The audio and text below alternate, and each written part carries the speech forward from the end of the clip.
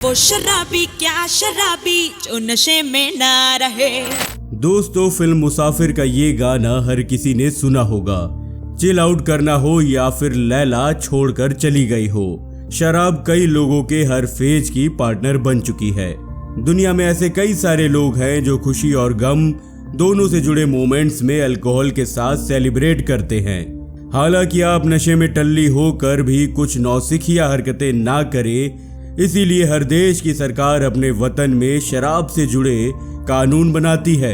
इनमें से कुछ तो सेंसिबल हैं, लेकिन कुछ देश के शराब से जुड़े कानून ऐसे हैं जिन्हें देखकर आप कहोगे कि पक्का इन्हें नशे की हालत में लागू किया गया होगा।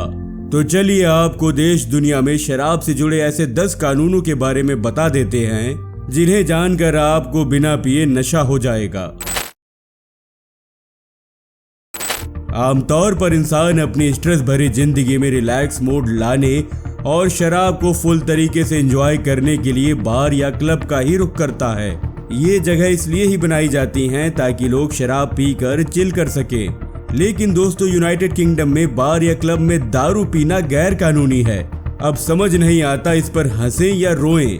ये हम सभी मानते हैं कि नशे में गाड़ी चलाना बिल्कुल भी सही नहीं है, लेकिन लगता है एल सल्वाडोर की सरकार इस मामले में कुछ ज्यादा ही सख्त है।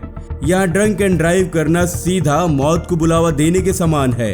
अगर आप नशे में धुत गाड़ी चलाते हुए पाए गए तो आपको फायरिंग दस्ते का सामना करना पड़ सकता है। अरे भाई, ये कुछ ज्यादा ही नहीं हो गया? आमतौर पर बारटेंडर अलग अलग फ्लेवर की शराब बनाते हैं और ये काफी पॉपुलर भी है। हालांकि अगर आप कनाडा में हैं तो आपको शराब के ओरिजिनल फ्लेवर से ही काम चलाना पड़ेगा।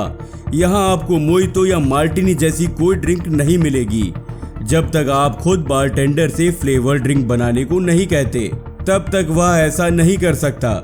इस कानून ने तो बारटेंडर की क्रिएटिविटी की वाट लगा दी। स्वीडन में अगर आपको कुछ ज्यादा ही टल्ली होने का मन है तो इसके लिए आपको वहां की सरकार की ओर रुख करना पड़ेगा। यहाँ पर एक IKEA यूनिट है जिसका कंट्रोल सरकार के हाथ में है। ये स्वीडन की वो जगह है जहाँ पर 3.5% ABV से ज्यादा की शराब खरीद सकते हैं। स्कॉटलैंड में अगर आप नशे में हैं तो आप गाय की सवारी नहीं कर सकते। मतलब इससे पहले तो नशे में लोग गाय की सवारी ही करने जाते थे। कई जगहों पर अल्कोहल टेस्ट मशीनें या तो पुलिस अफसरों के पास दिखती हैं या फिर अगर किसी व्यक्ति को कभी अरेस्ट किया गया हो तो।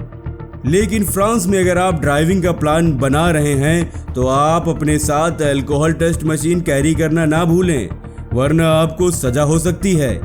भारत में शराब से जुड़े कानून हर राज्य में अलग अलग हैं। महाराष्ट्र में अगर किसी को शराब पीनी है तो उन्हें ऐसा करने के लिए ऑफिशियल तौर पर लाइसेंस बनवाना होगा। हालांकि ये सही है, लेकिन अगर आपको शराब पीने के लिए लाइसेंस की रिक्वेस्ट करने सरकारी सिविल अस्पताल जाना पड़े तो वो थोड़ा अजीब हो जाता है। जर्मनी में नशे की हालत में साइकिल चलाने को काफी सीरियस तरीके से लिया गया है।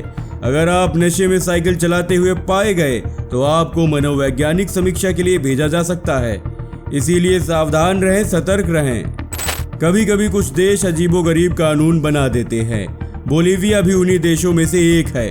यहाँ शादीशुदा महिला के किसी बार या रेस्टोरेंट में जाने पर वो सिर्फ 1 ग्लास वाइन ही पी सकती है। ये कानून इसलिए बनाया गया है ताकि नशे में धुत महिला किसी दूसरे व्यक्ति के साथ फ्लर्ट ना कर पाए। टर्की में इलेक्शन के दिन अगर आपको शराब पीने का मन भी हो और अगर आपका स्टॉक खत्म हो गया हो तो उस दिन आपको अपना मन मारना पड़ेगा। टर्की में इस दिन शराब खरीदना पूरी तरह से गैर कानूनी है। ये कानून तो वाकई अजीब है।